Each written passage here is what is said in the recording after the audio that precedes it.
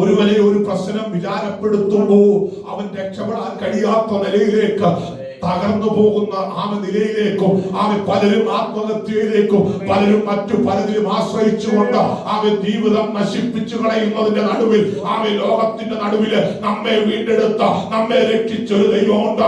ആ രക്ഷിച്ച ദൈവം ഇന്ന് രാത്രി പറയുന്നു, ദൈവവൈതല് പ്രാർത്ഥിക്കുന്ന ദൈവവൈതല് എല്ലാ കാലത്തും ദൈവത്തിൽ ആശ്രയിക്കുന്ന ദൈവവൈതല് ദൈവത്തിന്റെ മുമ്പാകെ നിന്റെ ഹൃദയം പകർന്നുകൊണ്ട് കണ്ണുനീരോടെ നീ പ്രാർത്ഥിക്കുമ്പോ നിന്റെ വിഷയങ്ങൾ ദൈവത്തോട് നീ അറിയിക്കുമ്പോൾ ഇന്ന് രാത്രി പരിശുദ്ധാത്മാവ് പറയുക, ആ ദൈവം നിനക്ക് സങ്കേതമായിരിക്കുന്നു. ആ ദൈവം ഇന്ന് രാത്രി ദൈവമക്കളോട് പറയുന്നത്, ഒന്നിനെ കുറിച്ച് നീ വിചാരപ്പെടേണ്ട കേട്ടോ.